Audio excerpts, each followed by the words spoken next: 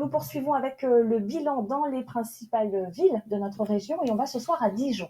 Oui, on s'intéresse au sujet de l'urbanisme avec cette question qui sera au cœur de la prochaine campagne. La ville de Dijon est-elle trop bétonnée? Eh bien, voyez ces éléments de réponse avec Elsa Bezin et Alexandre Lenaour.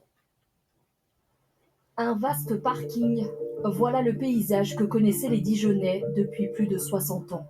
Mais depuis quelques mois, au même endroit, le bitume a laissé place à de l'eau. Un retour aux sources pour la ville qui construit ici un écoquartier. 700 logements à 2 pas du canal de Bourgogne. Son nom, Bruges 2.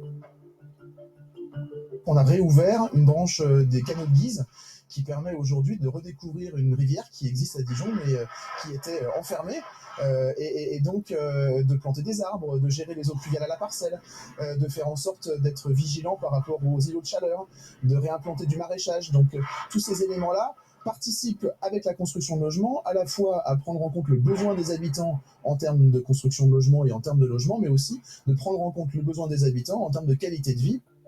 À Dijon, comme partout en France, la demande est forte. 11 000 personnes sont en attente de logement dans la métropole. Meriem a eu de la chance.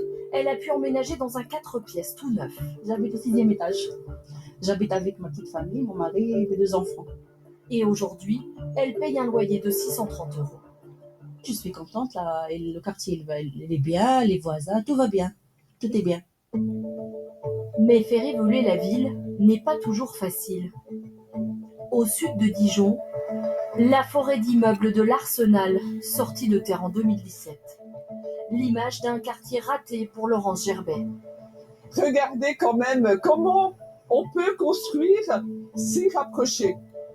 Pour la conseillère municipale d'opposition, il n'y a pas assez d'espace vert et trop de proximité. C'est beaucoup trop bétonné. On ne construit pas comme ça, il faut quand même aérer. Déjà, il n'y aura pas de verdure, hein. Je vois pas comment... Donc, c'est pas le petit parc à côté qui va combler tout ça.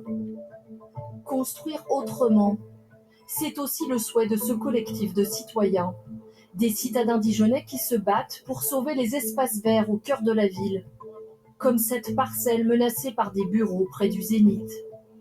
Une autre façon de penser l'urbanisation. Ça veut dire ne plus du tout urbaniser la pleine terre. Il ne faut plus construire ni de logements ni de bureaux sur des espaces comme ici de pleine terre. Il faut penser la construction différemment et en fait produire du logement sans en construire. C'est un peu subtil, mais ça veut dire qu'on peut utiliser l'ensemble des logements qui sont vides. Il y a 7 à 8% de logements vides à Dijon.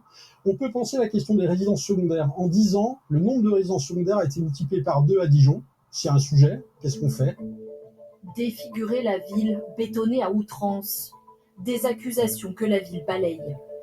En 20 ans, on a imperméabilisé moins de 4 terrains de foot sur le territoire de la ville de Dijon, en même temps qu'on a construit 20 000 logements. Pourquoi? Parce qu'on impose aujourd'hui dans les règles d'urbanisme, par exemple, des règles très strictes en termes de réinfiltration des eaux pluviales. Aujourd'hui, on reconstruit la ville sur elle-même justement pour limiter l'étalement urbain et laisser la nature être là où elle est, laisser les agriculteurs avoir des terres agricoles. Ville, urbanisation, environnement au cœur des préoccupations. À 2 mois des municipales, le débat ne fait que commencer.